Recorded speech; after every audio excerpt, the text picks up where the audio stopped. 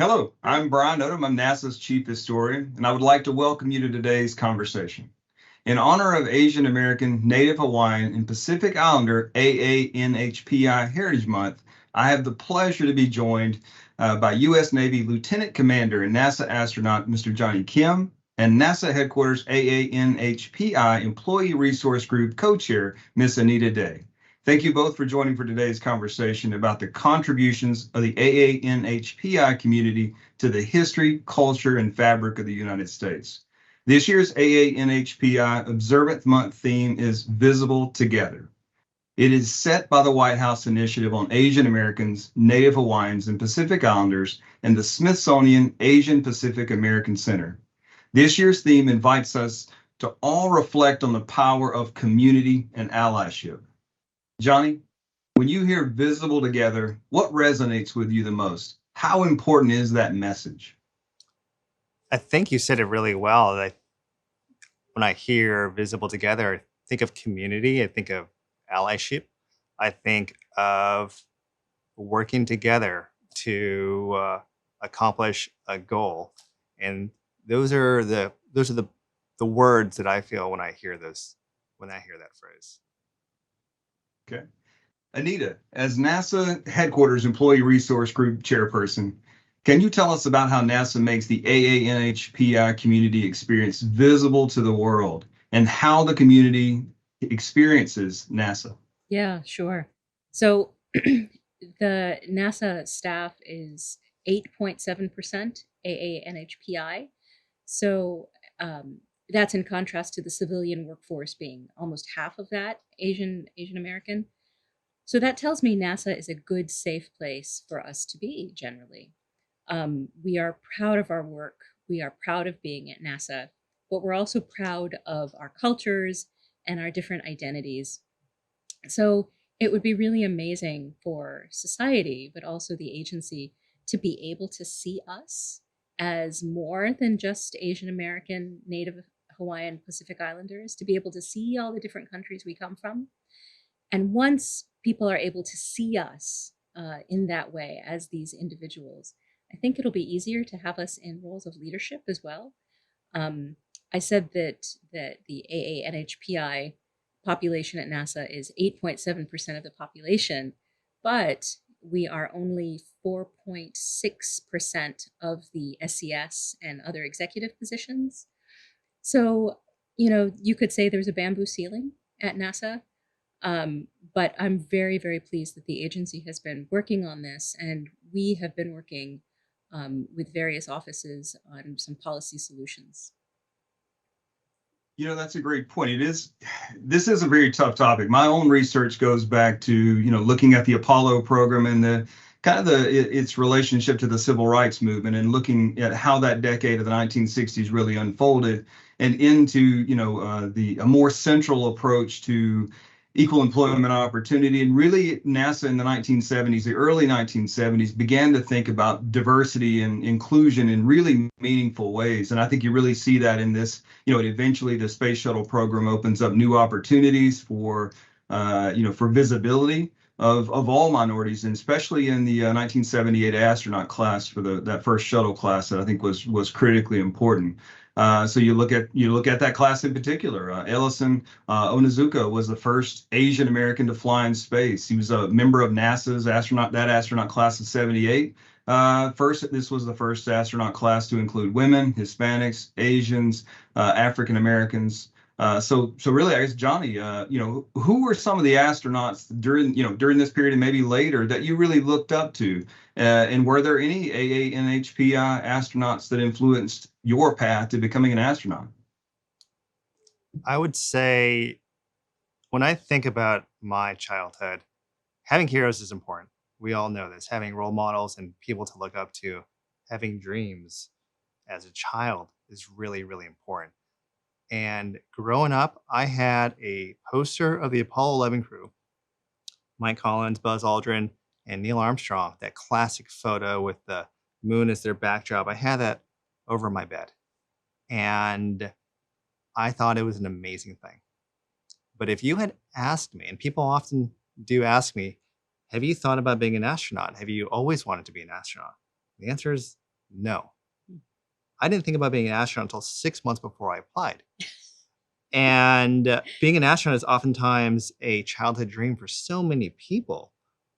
And when I think about that, well, I had that Apollo 11 poster above my bed. And I thought being an astronaut was one of the coolest things you could ever do, to be a hero and positively impact the world. But I never once saw myself doing that. And it's just as simply because I never could relate to that.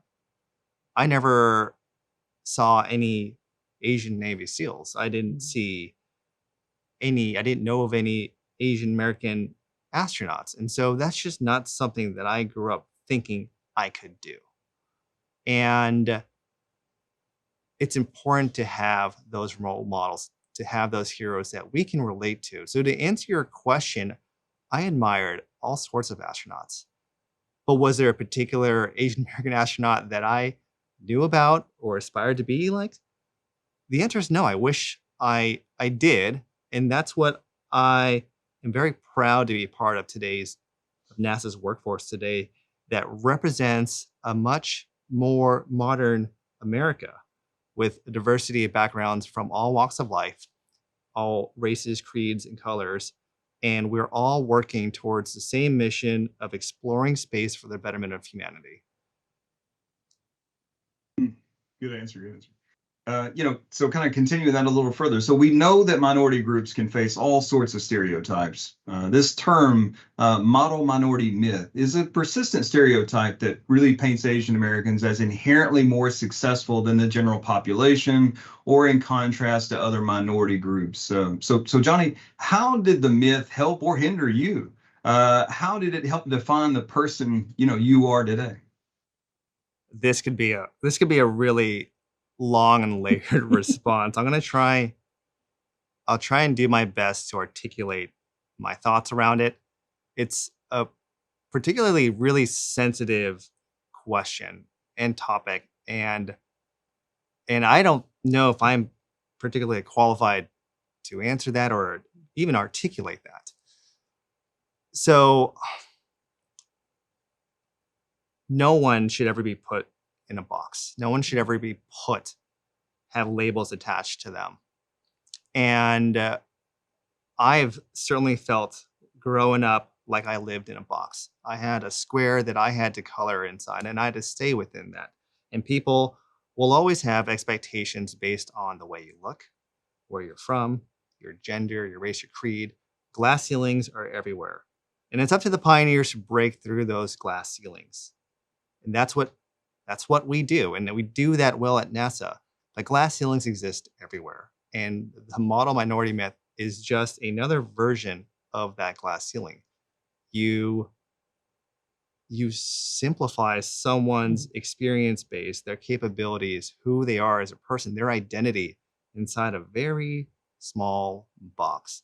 And if you go outside of the box, you're not part of that identity, or you're doing something abnormal. I've never been one to follow that kind of thinking. And when I wanted to join the Navy to become a Navy SEAL and enlist at the age of 18, I strayed far from that path, from what certainly the Korean American community and a lot of people who knew me felt that I should stick on. It's like, no, you should maybe go to school to be a doctor or an engineer. It's like, no, I want to serve my country in a way that I feel I'm called to do, and that's to be a warrior at that phase of my life. And whether the model minority myth, one thing I often hear is, oh, that's a good stereotype. Well, there's no such thing as a good stereotype. Stereotypes paint labels and boxes, and America is about becoming the very best you can be, smashing through barriers and accomplishing the best that you can. And when we do that, Americans accomplish great things. And for so many reasons is why the model minority myth is what it is. It's a myth, and it is also not very conducive or productive for Americans accomplishing great things. Excellent. Excellent point. Anita, so, coming from your perspective, would you say that model minority myth presents challenges for the AA-NHPI community in the workplace? And if so, can you elaborate and share how the community has to, overcome those challenges? Yeah, sure. But at first I have to say that Jonny, that was an amazing laying forth of what the myth is and how detrimental it can be.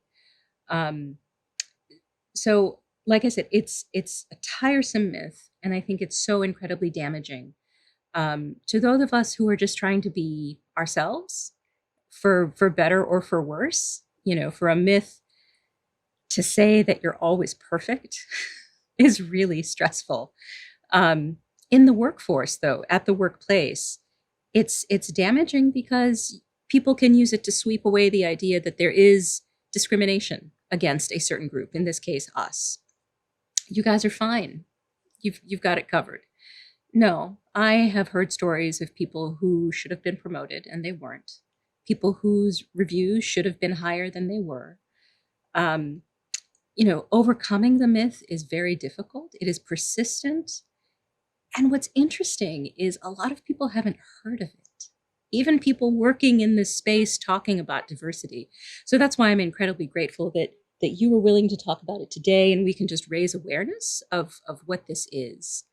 I will say, when I'm feeling stronger, I do try to think of it as a advantage almost, because I think it gives me privilege.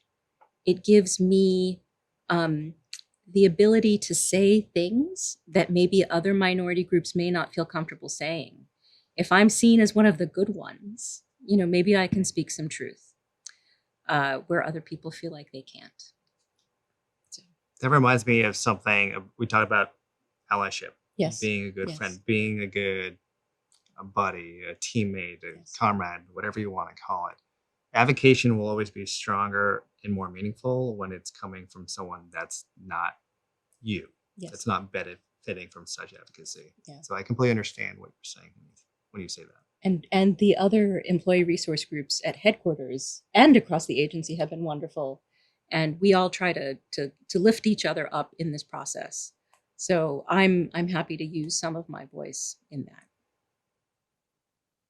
I think those, you both excellent points on that. And I think it's something that, from someone who seeks to be an ally, really something that you would take as, oh, well, that, like you said, Anita, that's a positive, right? That this can't be a negative issue. So to hear people talk about this openly and just have that conversation and really inform people of perspectives they may not have thought, that somehow that this positive stereotype can be a negative, just like what you said, Jonny, that all stereotypes are problematic in lots of different ways. So consciousness, having a conscious, of this issue, I think is important. So thank you both for that. So again, Jonny, you've got this other thing too, right? So U.S. Navy SEAL, astronaut, but we can't overlook this background that you have as a medical doctor, right? And the thing that we've all experienced together collectively over the last years is that, the pandemic has laid bare these inequalities in healthcare, in this country and definitely around the world.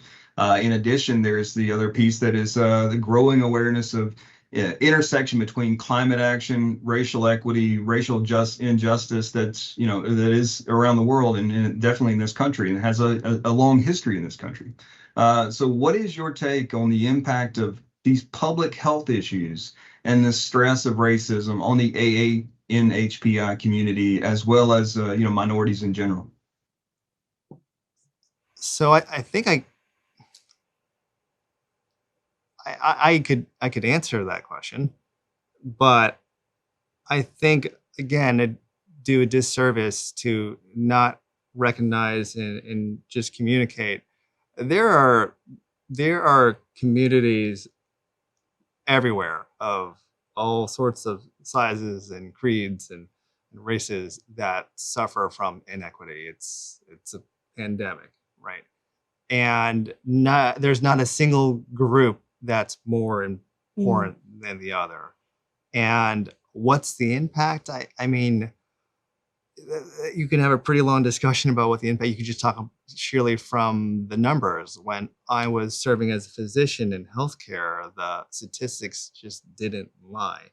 And for example, African American population had a statistically significantly increased risk of suffering from cardiovascular disease and not having the proper primary care physician follow-up. And you can see examples of the results of those inequities that exist everywhere. So the impacts are real. They have long and lasting negative impacts, but we're doing the right thing. That's where we're having a discussion about it. We recognize it. And those are always going to be the beginning steps to addressing that. Definitely, I couldn't agree more there. After hearing this conversation from you both and you're hearing your personal, really heartfelt experiences, I'm sure people in our audience will want to help, advance equity for everyone, not just as we say one group, but really thinking of it as a community, as a nation, and trying to be better. So Anita, any advice on ways that the audience can support AA-NHPI community and combat the invisibility caused by the generalization of such a diverse community into one really homogenous, generic stereotype? Yeah, of course. Thank you.